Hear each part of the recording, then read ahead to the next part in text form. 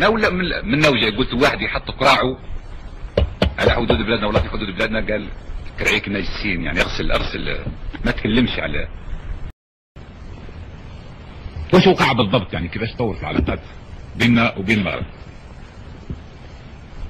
كانت مشاكل الحدود حليناها على اساس الوحده الترابيه.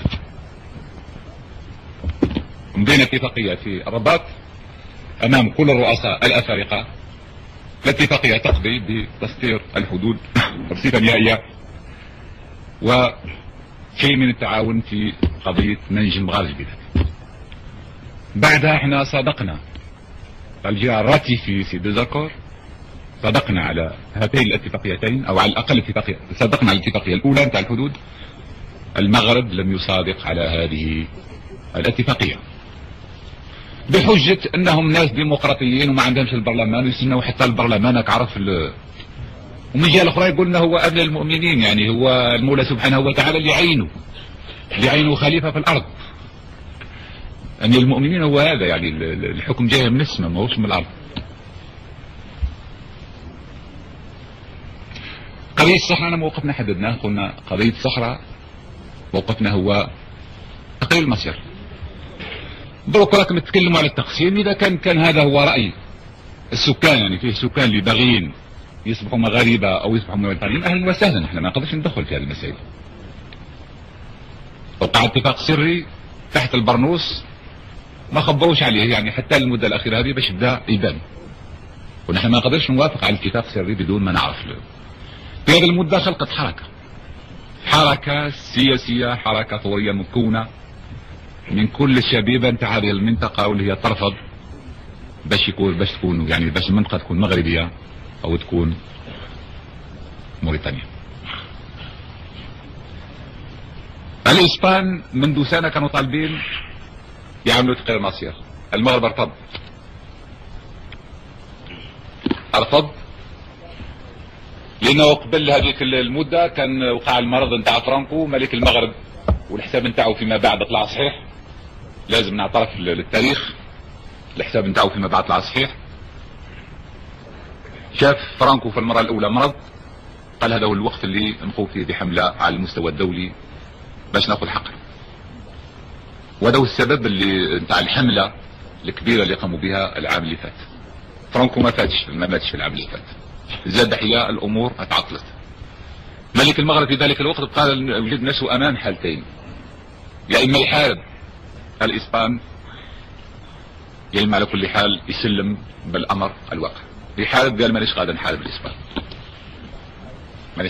الاسبان، اذا لقى الحل نتاع المحكمه، محكمه العدل الدوليه. مشاو لمحكمه العدل، طبعا احنا بصفتنا بلد يهمنا وعلى حدود بلادنا وقضيه اللي لها علاقه يعني ارتباط بالامن نتاع المنطقه، مشينا لمحكمه العدل الدوليه لندافع على مبدا تقرير المصير. اثناء في الوقت كذلك وقبل هذه المحكمه كانت قامت لجنه تاع تقصي الحقائق نتاع الامم المتحده، جات مشات السكان، مشات المغرب، مشات الصحراء، مشات المغرب، جات الجزائر، مشات موريتانيا، راحت لاسبانيا ورجعت.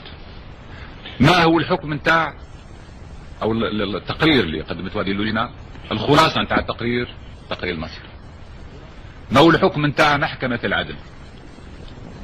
محكمة العدل الدولية، وهذه لأول مرة، ربما تقريبا لأول مرة في التاريخ واحد يروح عند القاضي يقول له يا سيدي القاضي ماذا بك تفتي لي إذا كان هذه الأرض أرضي ولا ماهيش أرضي.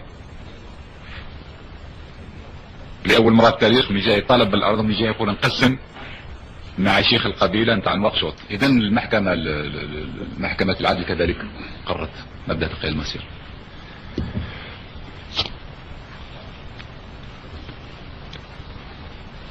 لكن في كل هذه المدة منذ سنة وحتى وأكثر،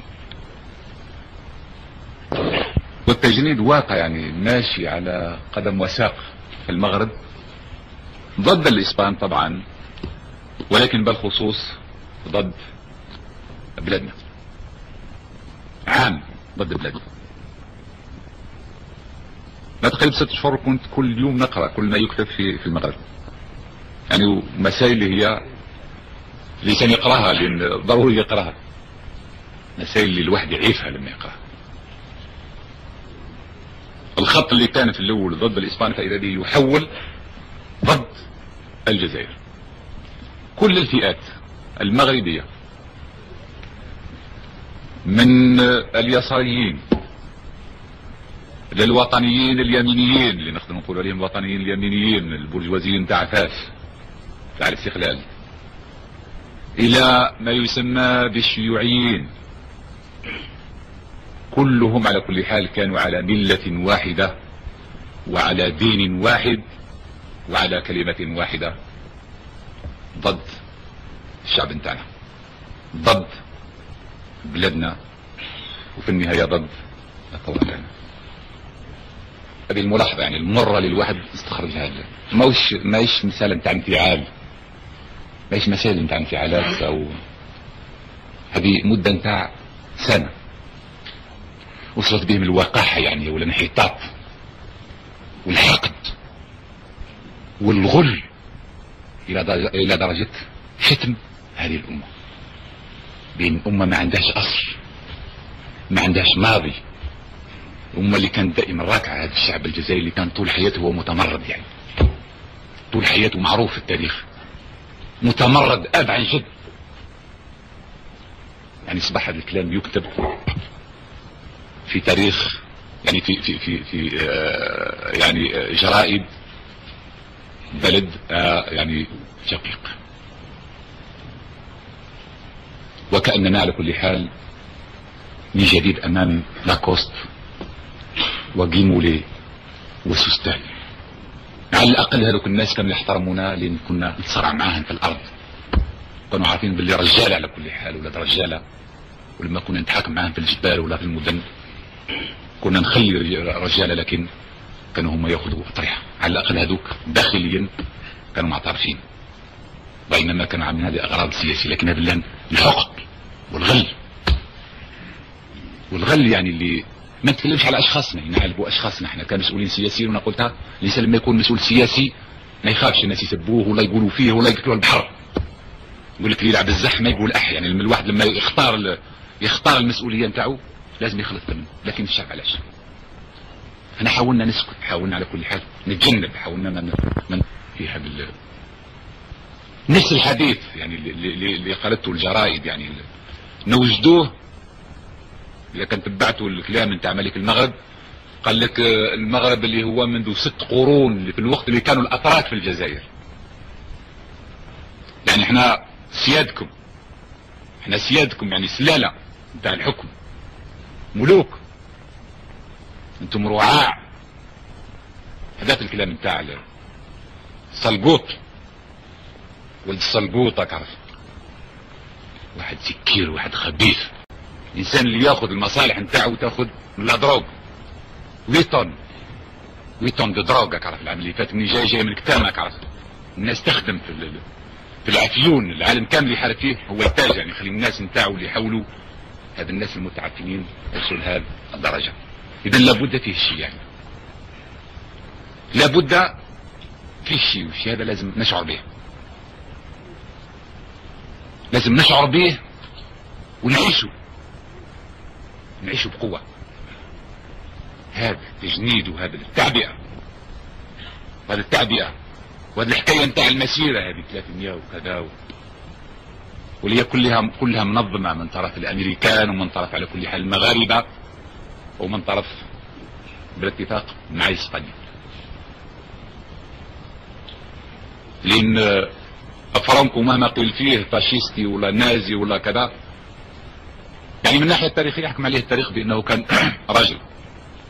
راجل لما يقول كحلة كحلة ولما يقول بيضة بيضة، يعني هذا نهار طاح يعني الاستراتيجية دي كلها اتحركت. بالنسبة اسبانيا حاولنا كذلك يعني المحاولات كثيرة، لكن في النهاية المحاولات نتاعنا ما اداش بنتيجة لانها كانت محاولات لا يمكن ان تنجح، لا يمكن ان تنجح، لان الهدف نتاع الغربيين هو تقوية، يعني خلق الشروط لنجاح هذه المملكة الجديدة اللي تنشأ بعد مدة طويلة من الغياب نتاعها اللي تؤسس بعد مدة طويلة في اسبانيا، وإنقاذ مملكة أخرى وتدعيمها، ألا وهي المملكة المغربية، لدرء الخطر يعني حصار كذلك، أو للمحافظة على الاستراتيجية اللي تدخل في الخط نتاع الناتو وغيره. لما يجري في البرتغال، النظام التقدمي في الجزائر، مشاكل أنغولا، الصراع الغربي السوفيتي اللي موجود الآن، صراع واضح.